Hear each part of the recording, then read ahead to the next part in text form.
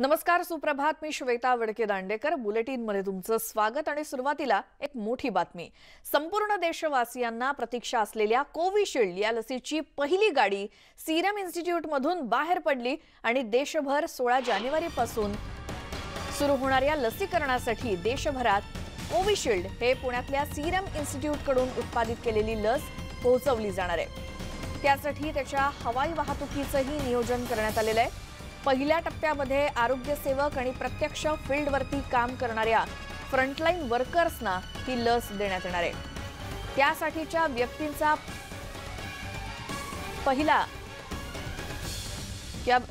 पहिली ही बॅच आज पहाटे सीरम मधून रवाना करण्यात आलेली आहे।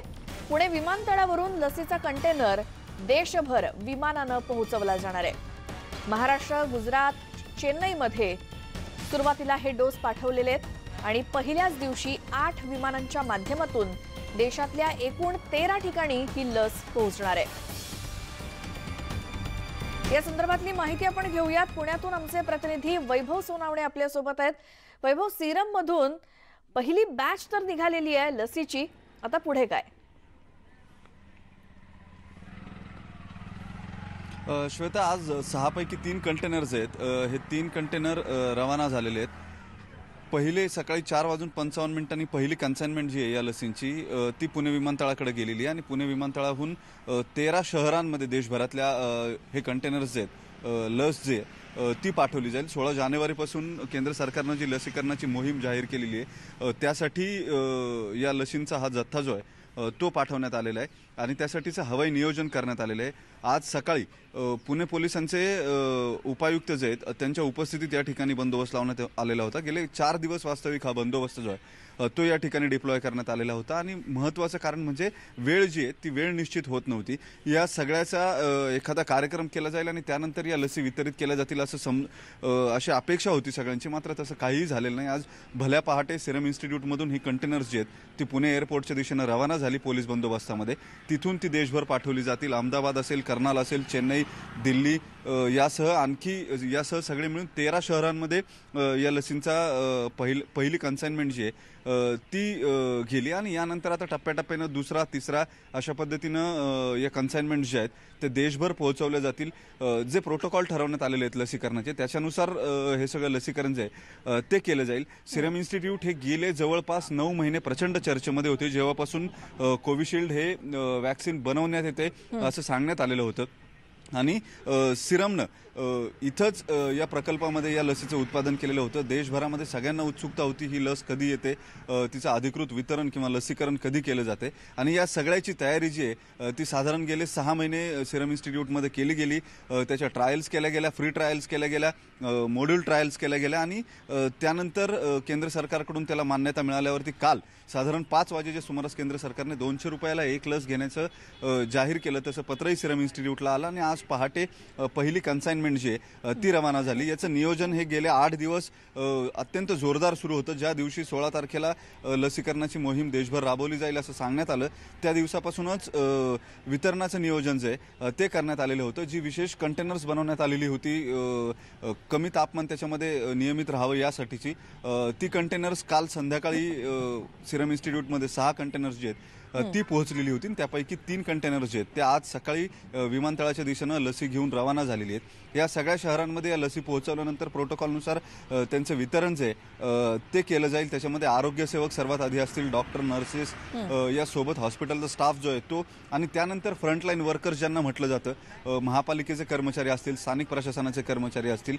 जे सातत्यानं गेले 8 ते 9 महिने फ्रंटलाईनवरती काम करतात किंवा रस्त्यावरती प्रत्यक्ष फील्डवरती येऊन काम करतात, या सगळ्यांना ही लस जी आहे ती दिली जाईल।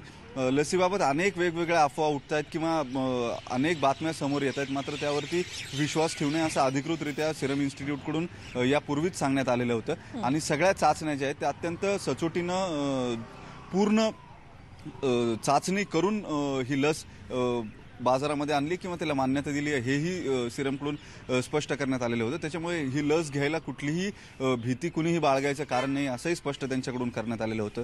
आता गेले 6 महिने जवळपास ज्याची प्रतीक्षा होती त्या लसीकरणाच्या पहिल्या टप्प्याला 16 जानेवारीपासून सुरुवात होते. साधारण 5 ते 6 टप्प्यांमध्ये देशभर हा लसीकरणाचा कार्यक्रम राबवला जाईल आणि 135 कोटीच्या या देशामध्ये लसीकरणाच्या पूर्ण कार्यवाहीला साधारण 1 ते 1.5 वर्षाचा काळ लागेल असं सांगितलं जातंय. या लसीचे डोस हे 2 टप्प्यामध्ये घ्यायचे. त्याच्यामुळे तेही नियोजन जे ते केंद्र सरकार आणि राज्य सरकार यांच्याकडून करण्यात येते. लसीकरणाचे ड्राय रन्स जे आहेत ते यापूर्वीच 2 ड्राय रन्स पार पडलेले आहेत आणि आता प्रत्यक्ष लसीकरणाची सुरुवात जी आहे ती 16 जानेवारीपासून होईल. श्वेता. बरोबर. वैभव, आणि आपल्याला दृश्यात दिसते अगदी पोलीस बंदोबस्तामध्ये या लसीची पहिली बॅच निघालेली आहे. कोण कोण तिथे उपस्थित होतं? साधारण बरोबर किती वाजता ही बॅच बाहेर पडली आहे आणि त्यानंतर कधीपर्यंत वेगवेगळ्या ठिकाणी पोहोचेल आणि तिथे लस प्रत्यक्ष व्यक्तीला देईपर्यंत साठवण्यासंदर्भातले काय नियम आहेत?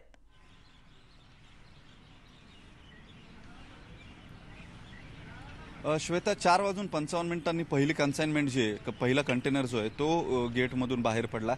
स्थानिक पोलीस उपायुक्त आणि इथले पोलीस कर्मचारी होते, पोलीस निरीक्षक होते, त्यांनी या ट्रकची पूजा केली आणि त्यानंतर हा ट्रक जो आहे तो विमानतळाच्या दिशेनं रवाना झाला. तिथून वेगवेगळ्या विमानांनी आज देशभर 13 शहरांमध्ये या लसींची कन्साइनमेंट जी आहे ती पोहोचवली जाईल. जी माहिती मिळते त्यानुसार अनेक ठिकाणी राज्याचे मुख्यमंत्री किंवा प्रोटोकॉल ऑफिसर्स जे आहेत, वरिष्ठ अधिकारी जे आहेत, ते ही लस रिसीव्ह करण्यासाठी विमानतळावरती जातील आणि तिथलं स्थानिक नियोजन जे आहे, महाराष्ट्रातलं स्थानिक नियोजन हे महाराष्ट्र पोलिसांकडे बंदोबस्तासाठी देण्यात आलेलं आहे आणि वितरण व्यवस्था जी आहे ती आरोग्य विभागाकडून जवळपास निश्चित करण्यात आलेली आहे. देशभर एकच प्रोटोकॉल जो आहे तो केंद्र सरकारच्या आरोग्य विभागाकडून देण्यात आलेला आहे राज्य सरकार आणि त्यानुसार ही सगळी कार्यवाही जी आहे ती होईल. बिलकुल. आणि लसीसाठी जे तापमान आवश्यक आहे त्या तापमानामध्येच हे त्या कंटेनरमध्ये सगळी सोय उपलब्ध करूनच मग ही लस निघालेली असेल आणि तिथे त्या ठिकाणी पोहोचल्यानंतर सुद्धा तसे निर्देश दिले असतील की कशा पद्धतीने ही लस स्टोअर करायची आहे जोपर्यंत त्या व्यक्तीला ती लस टोचली जात नाही. धन्यवाद वैभव, तुम्ही दिलेल्या सविस्तर माहितीसाठी. तर पहाटे 4:55 सिरम इन्स्टिट्यूट मधून अनेक कंटेनर हे निघालेले आहेत आणि ते देशातल्या काही ठिकाणी साधारण 60 ठिकाणी 60 शहरांमध्ये ही लस आता पोहोचणार आहे. आता कोरोना लसीबाबत पंतप्रधान नरेंद्र मोदींनी सर्व राज्यांच्या मुख्यमंत्र्यांसोबतही बैठक घेतली आणि या बैठकीमध्ये त्यांनी लसीकरणाबाबत काही सूचना दिल्या आहेत. केंद्र सरकारने लसीकरणासाठी एक प्राधान्यक्रम ठरवलेला आहे आणि सुरुवातीला आरोग्य कर्मचारी आणि फ्रंटलाईन वर्कर्स, त्यानंतर 50 पेक्षा जास्त वय असलेल्या व्यक्ती आणि इतर आजार असलेल्या व्यक्तींनाच कोरोना लस आधी दिली जाईल. सरकारने 50 वर्ष वयोगटावरील नागरिकांना प्राधान्य दिलेले आहे. याचा अर्थ आपोआप अनेक VIP व्यक्ती यामध्ये येणार आहेत. बहुत बड़ी भूमिका निभाई है. साथियों, अब हमारा देश कोरोना के खिलाफ लड़ाई में एक निर्णायक चरण में प्रवेश कर रहा है. ये चरण है वैक्सीनेशन का. जैसे यहां जिक्र हुआ, 16 जनवरी से हम दुनिया का सबसे बड़ा टीकाकरण अभियान शुरू कर रहे हैं. ये हम सभी के लिए गौरव की बात है कि जिन 2 वैक्सीन को इमरजेंसी यूज ऑथराइजेशन दिया गया है वो दोनों ही मेड इन इंडिया है. इतना ही नहीं, 4 और वैक्सीन प्रोग्रेस में है. और ये जो मैं करीब 60-70% काम पहले राउंड का होने के बाद बैठने की चर्चा इसलिए करता हूं कि उसके बाद और वैक्सीन भी आ जाएगी और जब और वैक्सीन आ जाएगी तो हमें फ्यूचर का प्लान करने में वो भी एक बहुत बड़ी सुविधा रहेगी. देश के अलग अलग राज्यों के हेल्थ वर्कर्स, फ्रंटलाइन वर्कर्स की संख्या देखें तो एक करीब 3 करोड़ होती है. ये तय किया गया है कि पहले चरण में इन 3 करोड़ लोगों को वैक्सीन देने के लिए जो खर्च होगा वो राज्य सरकारों को वहन नहीं करना है. भारत सरकार इसको वहन करेगी.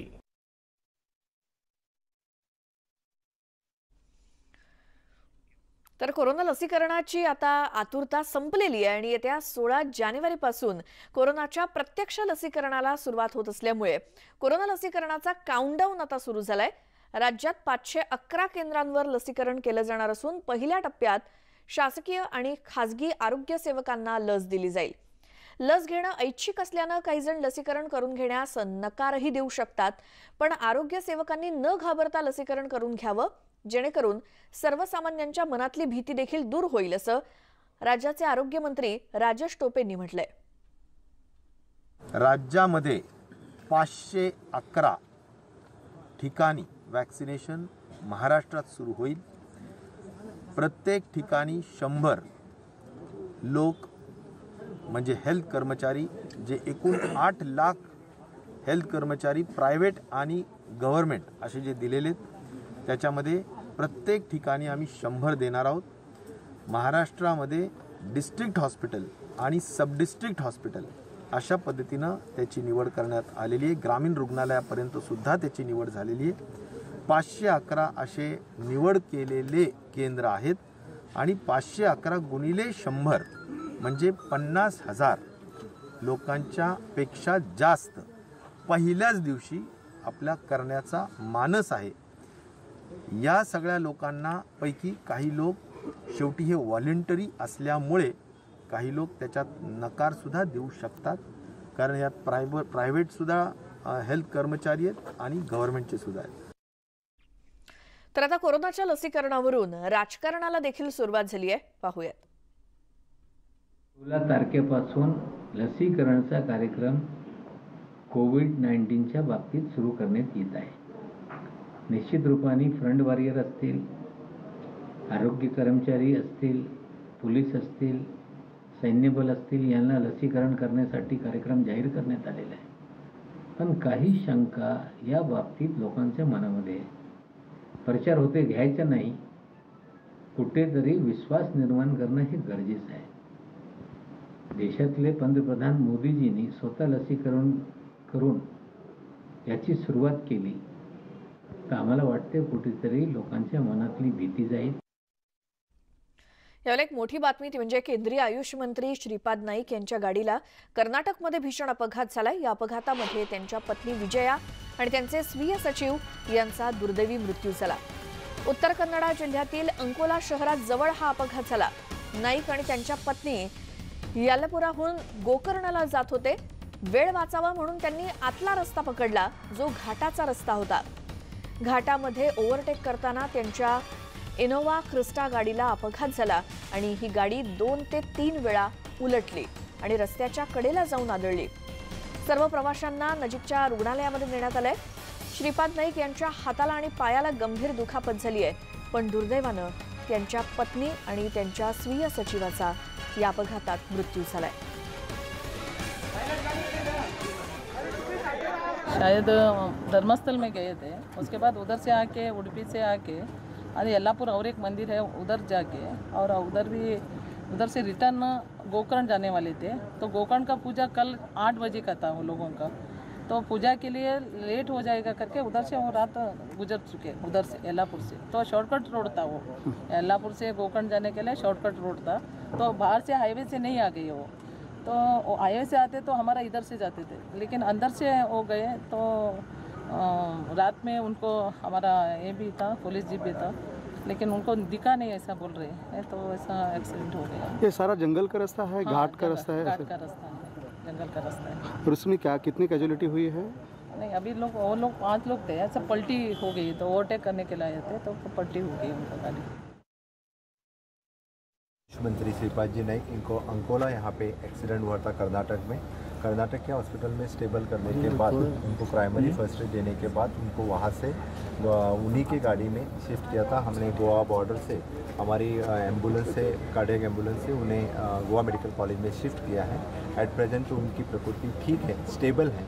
बाकी उनके ऊपर जो सर्जरी और बाकी जो कुछ करना है वो आज रात में करेंगे। सर, 2 इंसिडेंट, 2 वाइफ और पर्सनल के बारे में मैं डिटेल्स में ले लेता हूँ, बाद में बता देता हूँ। या संदर्भात आपण आणखी माहिती घेऊया. तो गोव्याहून आमचे प्रतिनिधी अनिल पाटील आहेत आपल्यासोबत फोन लाईन वरती. अनिल, नेमका हा अपघात कोणत्या ठिकाणी आणि किती वाजता झाला? श्वेता, हा अपघात साधारणपणे संध्याकाळी 7:20 दरम्यान झालेला आहे आणि हा अपघात येलापूरवरून एक मधला रस्ता आहे हुल्लेर या गावचा. तर या गावातला येताना जो रस्ता आहे हा रस्ता शॉर्टकट रस्ता पकडल्यामुळं आणि हा अंतर कमी पडत होतं आणि हे अंतर कमी होतं या उद्देशानंच या रस्त्यानं मंत्री आणि त्यांचा जो ताफा होता तो आला. मात्र हा घाटाचा रस्ता आहे आणि या घाटाच्या रस्त्यांमध्ये ओव्हरटेक करत असताना गाडी पलटी झाली. गाडी 3-4 वेळा पलटी झाली. त्यामुळं अपघातामध्ये जे प्रवासी होते म्हणजे किंवा त्यांची पत्नी आणि त्यांचे जे सहाय्यक होते या दोघांचा मृत्यू झालाय आणि त्यांना आता हॉस्पिटलमध्ये गोव्याचे जे हॉस्पिटल आहे, गोवा वैद्यकीय महाविद्यालयाचं जे रुग्णालय आहे पणजी येथे, तिथं शिफ्ट करण्यात आलेलं आहे आणि त्यांच्यावरती उपचार सुरू आहेत. रात्री त्यांच्या एका हात जे फ्रॅक्चर झालेला आहे त्याच्या फ्रॅक्चर साठी जी शस्त्रक्रिया होती ती करण्यात आलेली आहे आणि आणखीन एक शस्त्रक्रिया करावी लागते पायाला, ती आज करण्यात येईल. बरं अनिल, आता त्यांची प्रकृती कशी आहे आणि या इनोव्हा क्रिस्टा गाडीतून एकूण किती जण प्रवास करत होते?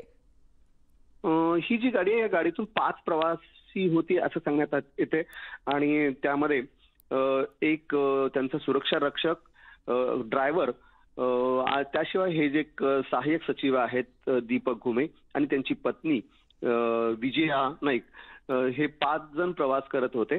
सध्या त्यातले दीपक घुमे आणि पत्नी विजया नाईक यांचं निधन झालेलं आहे. त्यांचं पार्थिव गोव्यात आणण्यात आलेलं आहे. त्याशिवाय जे ड्रायव्हर आहे, ड्रायव्हर आणि आणखीन जो एक बॉडीगार्ड आहे त्यांच्यावरती अंकोला इथंच उपचार सुरू आहेत. त्यांची तब्येत एकदम ठीक आहे. मंत्री जे आहेत त्यांच्यावरती आता इथं उपचार सुरू आहेत. त्यांची तब्येत स्थिर मानण्यात येते आहे. अनिल, धन्यवाद दिलेल्या माहितीसाठी.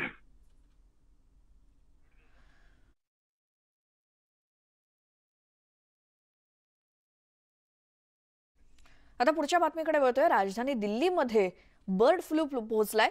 संजय लेक मधून 8 बदकांचे नमुने घेण्यात आले आणि या सगळ्यांना बर्ड फ्लूची लागण झाल्याचं समोर आलंय. गेल्या 9 तारखेला हे नमुने भोपाळ या ठिकाणी पाठवण्यात आले होते आणि सर्व नमुन्यांमध्ये बर्ड फ्लूची पुष्टी करण्यात आलेली आहे. संजय तलावामध्ये पक्षी निर्मूलनाची आता कारवाई करण्यात येते. मात्र आता बर्ड फ्लू हा राजधानी दिल्लीमध्ये सुद्धा जाऊन पोहोचलाय. दिल्लीतील संजय लेक मध्ये असलेल्या बदकांना बर्ड फ्लूची लागण झालेली आहे. त्या ठिकाणी इन्शुरन्स जी आहे, बर्ड इन्शुरन्स, जो पोल्ट्रीचा जो बर्ड इन्शुरन्स आहे त्यासंबंधित योजनाला केंद्र शासन अजूनही पाहिजे त्या प्रमाणात त्या बँकेला किंवा त्या यंत्रणेला राबवण्यामध्ये कुठेतरी मागपुढं होत आहे. ह्या इन्शुरन्स स्कीम्स यांना तशा प्रकारचं इन्शुरन्स देण्यामध्ये आनाकानी करतात आहे आणि ही आता काळाची गरज आहे. असा एखाद्या समजा नैसर्गिक आपत्ती आली तर त्याच्यामध्ये यांना मदतीचा हात राज्य शासन केंद्र शासन करेलच, पण शेवटी ह्या इन्शुरन्सचा सुद्धा त्यातला मोठा भाग आहे आणि म्हणून आता या क्षणाला जरी केंद्र शासनाने इन्शुरन्स कंपनीला बोलवून तशा प्रकारचा तकादा आणि स्पष्ट निर्देश दिले तर मोठ्या प्रमाणात ग्रामीण भागाची अर्थव्यवस्था सांभाळणाऱ्या लोकांना मदतीचा हात मिळेल. राज्यात परभणीनंतर आता मुंबईत सुद्धा बर्ड फ्लूचा शिरकाव झाल्याचं स्पष्ट झालंय. कारण ठाण्यामध्ये 9 तारखेला काही पक्षी मृतावस्थेत सापडले होते. त्यांचे नमुने टेस्टसाठी पाठवले होते. त्यांचा रिपोर्ट पॉझिटिव्ह आलाय. यामध्ये 3 पाणबगळे आणि एका पोपटाचा समावेश आहे. दापोलीत सुद्धा काही दिवसांपूर्वी डम्पिंग ग्राउंड परिसरात मृतावस्थेत कावळे सापडले होते. या कावळ्यांचाही मृत्यू बर्ड फ्लूमुळेच झाल्याचं स्पष्ट झालंय.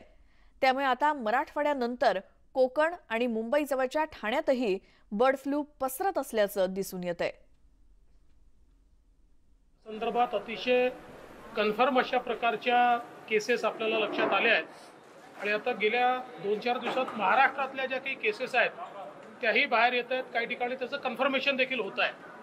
मला असं वाटतं की एक मोठं संकट हे आहे, कारण लॉकडाऊनमुळे मोठ्या प्रमाणात कुक्कुटपालन करणाऱ्या किंवा वेगवेगळ्या प्रकारे जे काही धंदे बिझनेसेस लोक करत होते त्याच्यावर फार विपरीत परिणाम झाला होता आणि आता बर्ड फ्लूमुळे कदाचित खूप मोठ्या प्रमाणात त्याच्यावर कारवाई देखील करावी लागेल तशा प्रकारचे संकेतही मला असं वाटतं मंत्री महोदयांनी दिले आहेत. ब्रेकनंतर बुलेटिनमध्ये तुमचं स्वागत. विशाखापट्टणम इथे आंध्र विद्यापीठाच्या मुख्य प्रवेशद्वारासमोर एका चारचाकीला अचानक आग लागली. ही अचानक लागलेल्या या आगीमुळे चारचाकीचं मोठं नुकसान झालं. पुढच्या बाजूनही पूर्णपणे गाडी जळून खाक झाली. या भीषण आगीमुळे मात्र आसपासच्या लोकांमध्ये भीतीचं वातावरण होतं. दरम्यान ही आग नेमकी लागली कशामुळे याचं कारण अस्पष्ट आहे.